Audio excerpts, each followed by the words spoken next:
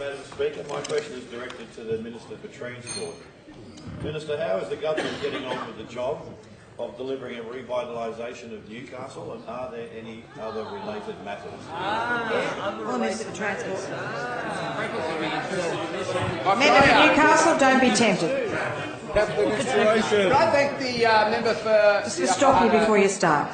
For his cracking question about the revitalisation of the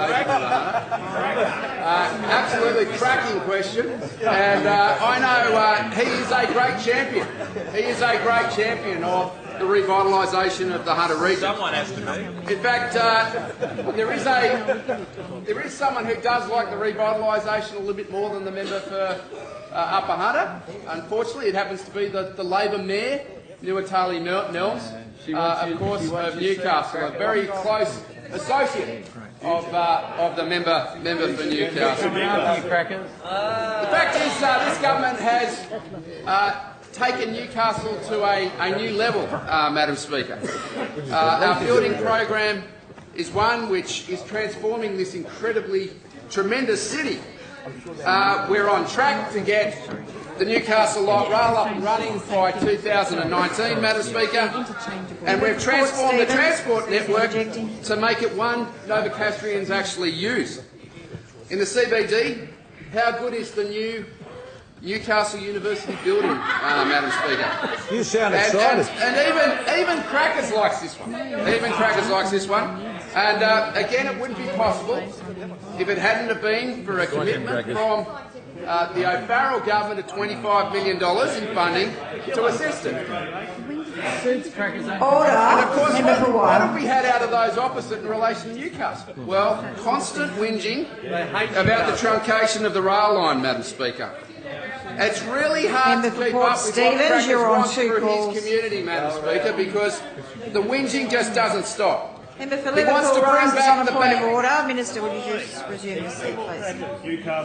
Hearing some inappropriate interjections. Member for Liverpool on a point of order. Standing Order 75, the Minister should refer to the member by his proper title. Thirdly, remind the Minister about the standing order.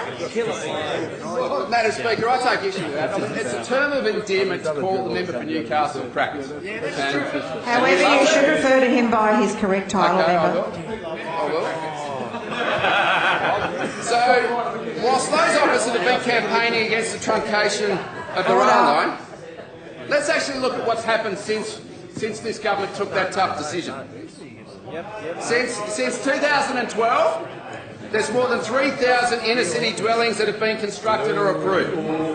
That's meant Newcastle Again, has the opposition benefited. are in some disarray today. There are too many conversations. $2 million. Member for Kira, you're on 3 calls. Next time you He's not carry on, interested in you're Newcastle, out. Madam Speaker. You're That's in the question fact. time. Can you just... So, Yeah, just talking to the boys. We'll go to the pub or something. 3,000 This is question time and it's Parliament. 3,000 Your behaviour is unruly and unparliamentary. I'm sorry, Minister. 3,000 inner-city dwellings have been constructed or approved, which has meant Newcastle has benefited from $2 billion in private sector investment, $2 billion investment that would have gone elsewhere under those opposite, Madam Speaker. Now, I'm not quite sure what the member for Newcastle wants. Instead of looking after his community, he wants to run it down. It's even so bad, Madam Speaker, and you'll love this, and I know the House will love this, that his own father-in-law is very embarrassed about the member for Newcastle. Madam Speaker, I read through my favourite newspaper this morning, the Newcastle Herald, that the good member's father-in-law is going to run for council, Madam Speaker. Member for Port Stephens on a point of order. I can't hear the point of order. Yes. Standing Order 129, Madam Speaker. This has absolutely no relevance to the It's the wonder you know because you very rarely listen. You interject so much. No point of It has order. no relevance Resume your whatsoever. seat. Anyway, Madam Speaker, his father-in-law is Member running for for council. Maroubra. Guess who he's running for? Minister for The Liberal Transport. Party, Madam Speaker. His father-in-law is running for the Minister, Liberal Party. resume your seat. Member for Maroubra on a point of order. Standing Order 73, I think there'll be some people on that front bench No, you don't have a point of order. who would be sympathetic At to all. this fact, Madam Speaker. don't have a You point can of choose order. your friends, Resume but you your can't seat. choose your relatives, right? You're Choose your on relatives. 3 calls, so next time you do that, you're out the door.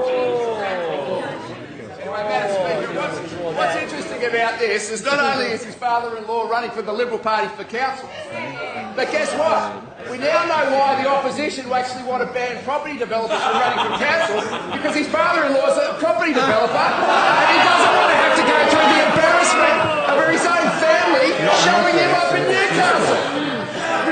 Member for, have you completed your answer, Minister?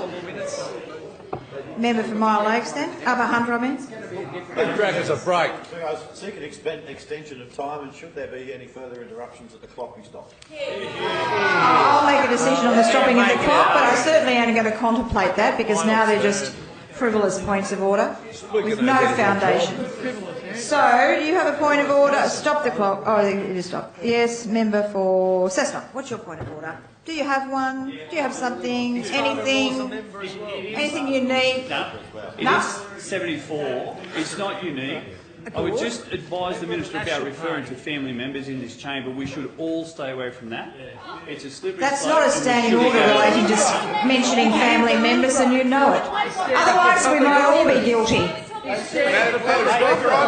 happy to table the Newcastle Herald if that helps the member for Cessnock out. Go read the Newcastle Herald. Member for Cessnock, resume your Step seat. it back. Member for Cessnock. What's funny about this, though, Madam Speaker, is it's obvious that the member for Newcastle has been lobbying to ban property developers so he can get through Christmas dinner at the in-laws, Madam Speaker. Now, I have one conclusion to make in relation to Newcastle. Is that when the member for... Stop the clock. Well, we'll go all afternoon if you like. Until I get a valid point of order. Member for Summerhill, if you want to raise a point of order, you may. Please don't sit there and yell at another person in this chamber. You can raise a point of order. Member for Maitland. Madam Speaker, it is 73. If the Minister's got allegations or any other kind of comments that he wants to make about the member for Newcastle, he should make them by substantive motion, and he shouldn't be bringing this I'm not sure that he has. contact. I'm not sure that he's made any allegations. Well, he just did around. They're not personal allegations. It's the one you can hear down there. I don't regard them as a point of order at this stage. Minister, order. All I did was read the Newcastle Herald this morning. It's all in the paper. All in the paper.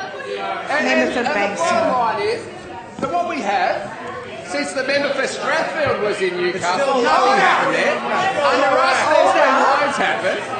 And poor old Crackers hasn't got on up and defended himself during my answer, Madam Speaker. So, look, I wish you well.